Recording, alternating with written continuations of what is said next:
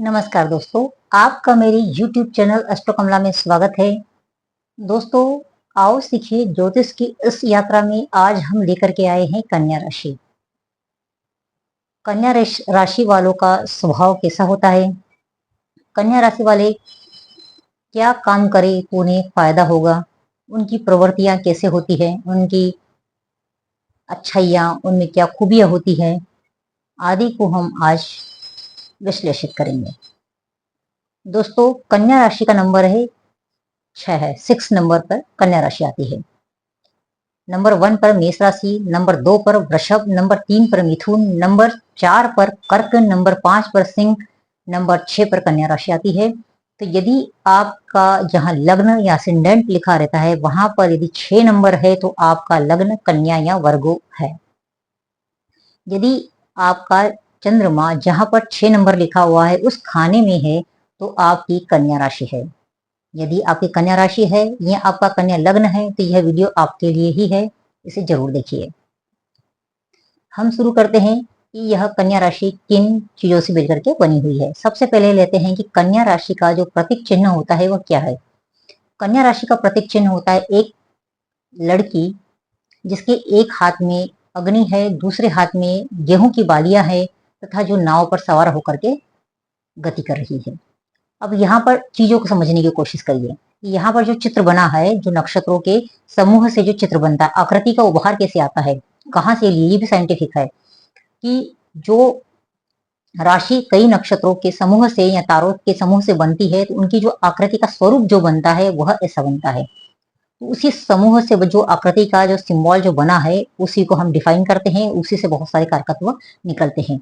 यह एक भाग्य की बात होती है कि आपको 6 नंबर राशि मिली है, 5 नंबर मिली है, कौन सी राशि आपको मिली हुई है या कौन सा लग्न आया है, और वह आपका पूरी तरह से आपके जो स्वभाव या तत्व होते हैं वह उसी पर आधारित होते हैं।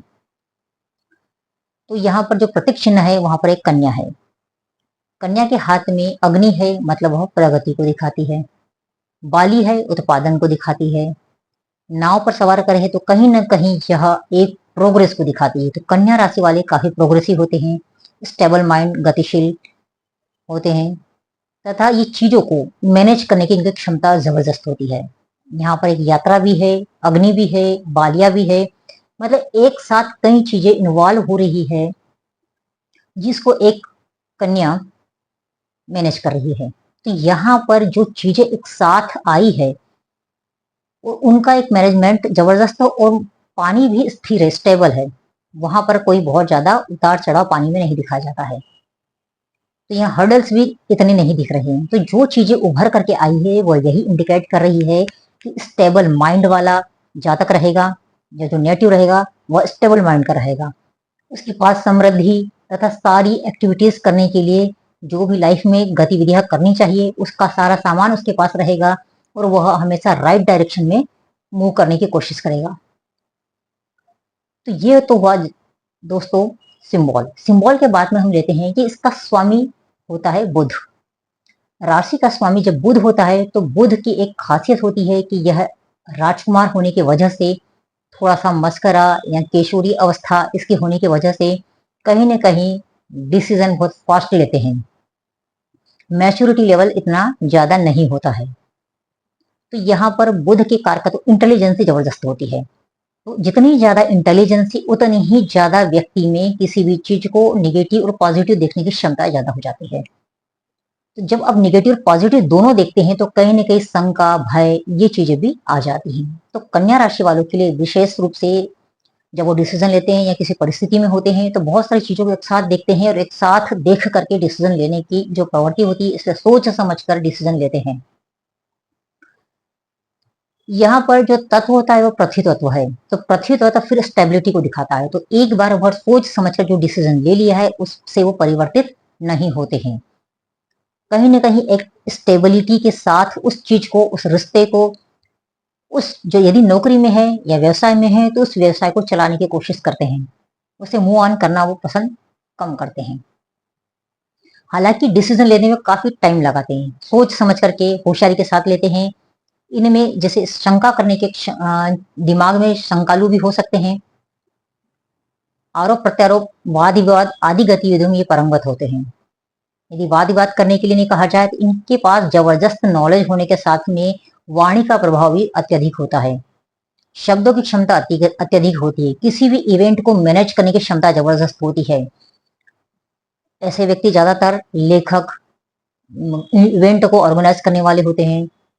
घरेलू महिलाओं में यदि कन्या लगन है तो वो अपने घर को काफी साफ सुथरा तथा मैनेज करके रखेगी। ऐसी महिलाएं हर वस्तु को व्यवस्थित, हर अपनी जो जगह है वहीं पर रखना पसंद करती है। उन्हें मैनेजमेंट करने की क्षमता जबरदस्त होती है। अब कन्या राशि या कन्या लग्न है, उनमें कौन से ग्रह यदि और ग्रह स्थित हो जाते हैं तो यह क्वालिटी उस प्रकार का एक विशेष प्रभाव उसमें आ जाता है। यदि शुक्र है तो शुक्र यहाँ पे नीच का होने के बावजूद भी मैनेजमेंट में व्यक्ति को पारंगत करा देता है। ऐसे व्यक्ति को एमबीए वगैरह करना ज्यादा अच्छा होता है। ऐसे व्यक्ति इवेंट ऑर्गेनाइज करने वाले होते हैं तो भी ज्यादा अच्छा कर पाते हैं। एंकरिंग वगैरह करने को यदि नहीं दिया जाता है तो ये भी बहुत अच्छे से वो कर पाते हैं। अब हम आगे लेते हैं कि यह एक स्त्रीलिंग राशि है। तो यहाँ पर ये घरेलू महिला की कुंडली है, तो स्त्रीलिंग मतलब स्त्रियों से रिलेटेड जितने भी कार्यकलाप होते हैं ये बहुत अच्छे से करती है। उनमें पारंगत होती है। करुणा भावनाएं, दया, परोपकार, ये सारी चीजें इनमें इन्वॉल्व होती है। इसकी वजह से ये घर को बहुत अच्छे से चलाती है। यह द्वेष भाव राशि है तो इसलिए जो डिसीजन होते हैं वो काफी सोच समझ करके लेती है और थोड़ा सा स्लो होकर के या धीरे धीरे आगे बढ़ना पसंद करते हैं। जल्दबाजी में ये थोड़ा सा रहना पसंद नहीं करते हैं। हालांकि बुध जल्दबाजी का ग्रह है, बहुत जल्दी जल्दी काम करने के लिए उतारू होता है, परंतु कन्या राशि की एक क्वालिटी अपनी की होती है कि मैनेजमेंट जबरदस्त होता है। द्विषव राशि है इसलिए सोच समझ करके आगे बढ़ने की प्रवृत्ति में अधिक होती है। नॉलेज बहुत जबरदस्त होता है। किसी भी चीज को अच्छे तथा बुरे दोनों पक्ष को निष्पक्ष होकर के देखते हैं, उसके बाद में ये आगे बढ़ते हैं।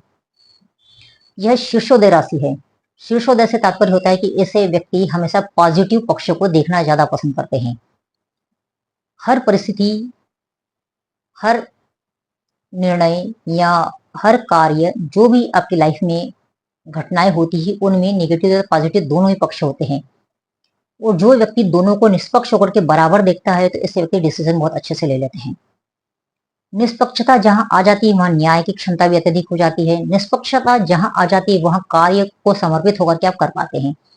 इस वजह से ऐसे ये व्यक्ति कार्य को, इवेंट को, अपनी जो व्यवसाय को बहुत अच्छे से स्मूथली चलाने में सक्षम होते हैं। ऐसी महिलाएं यदि घरेलू है तो अपने घर को भी बहुत व्यवस्थित चला पाती है। यह द्विपद राशि है तथा दीवा वाली राशि है। ये राशि दिन में बली होती है। दिन में बली होने की वजह से इनमें सूर्य का पावर अत्यधिक होता है, अतः सूर्य की शक्ति इन्हें प्राप्त होती है। ये वात प्रकृति की राशि है, तो वात प्रकृति की राशि होने की वजह से इनमें वात जनित रोग होते हैं। वात चरक संहिता में वात के 80 प्रकार के दोष बताए हैं, जिनमें विशेष करके जो गैस बनती है, गैस से रिलेटेड रोग हो सकते हैं। और आपके जो जॉइंट पेन होते हैं उनसे रिलेटेड दोष विकार हो सकते हैं। रीढ़ की हड्डी से रिलेटेड जो समस्त दोष हो सकते हैं। और वात से 80 प्रकार के कई दोष आते हैं। इनमें से वात से छोटे छोटे करके कहीं हम जैसे आंखों से रिलेटेड कई प्रॉब्लम आ जाती है और कानों से रिलेटेड भी दिक्कतें आ जाती है। तो जो नसें डैमेज होती है, जहां पर अत्यधिक वायु की वजह से नुकसान होता है नसों को, तो वहां जितने भी उससे रिलेटेड जो दोष हो जाते हैं वह सब वात के अंतर्गत आते हैं। तो इस प्रकार की सारी चीजें, छोटी छोटी जो बारीक नसों का कारक होता है वह बुध है।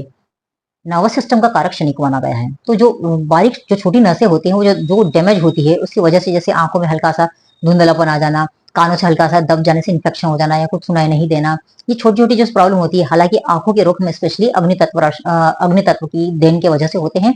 तो वहां पर जो हम कारक लेते हैं वो अलग हो जाते हैं। और जो नसों की डैमेज होने की वजह से जो परेशानी आती है, क्लॉटिंग होती है या स्पॉट बन जाता है, कहीं पर ब्लड का क्लॉटिंग हो जाती है, तो वो सारी चीजें हम नसों के डैमेज होने की वजह से या श्रिंक हो जाने की वजह से होती है। तो वह भी कहीं ना कहीं बुध का रोल उनमें आ जाता है।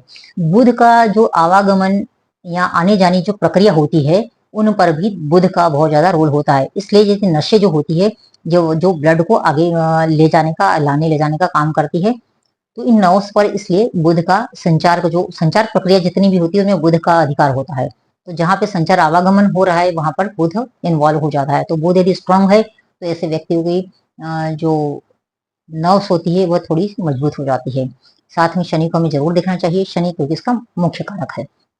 यह दक्षिण दिशा की राशि है तो दक्षिण दिशा में यह बली होती है। तो कुंडली का जो दक्षिण भाग होता है यदि वहां पर कन्या राशि उदित होती है तो ये विशेष रूप से बली होती है। यदि और दक्षिण दिशा में से रिलेटेड यदि आप कार्य क्षेत्र या अपना कुछ करते हैं तो वह भी आपके लिए फायदेमंद होता है। यह वैश्य वर्ण की राशि है तो बुध वैसे व्यापार का कारक है। साथ में बुध वाणी का कारक है, संचार का कारक है, आवागमन का कारक है और लेखक राइटर क्रिएटिविटी से रिलेटेड हम देखते हैं तो ये वाणी से रिलेटेड सारे कार्यों को दिखाता है। तो यहाँ पर व्यवसाय में आप इससे रिलेटेड व्यवसाय कर सकते हैं। लेखक राइटर प्रकाशक आदि सारी चीजें भी इनमें आ जाती हैं। जैसे द्विभाषीय भाषा को अनुवाद करने वाले जो अनुवादक होते हैं, जैसे कोई पिक्चर दूसरी भाषा में बनी हुई है तो उसे ट्रांसलेट करना या किसी किताब को ट्रांसलेट किसी अदर लैंग्वेज में करना, तो ये सब चीजें हैं बुध के कार्यक्षेत्र के अंतर्गत आती है। खुद भी अपना कुछ लेखन प्रक्रिया आदि कर सकते हैं। किसी का संवाद लिखना, स्क्रिप्ट राइटिंग आदि आदि में भी बुध का अत्यधिक रोल होता है। तो यह सब सारी चीजें कन्या राशि के अंतर्गत आती है। यदि कन्या लग्न है या कन्या राशि है तो आपके अंतर्गत एक क्वालिटी होती है। इसके अलावा कुछ विशेष योग होते हैं, यदि वो योग भी इन्वॉल्व हो जाते हैं तो ऐसे व्यक्ति बहुत ख्याति प्राप्त करते हैं। दोस्तों ये तो संपूर्ण जानकारी हुई कन्या राशि की।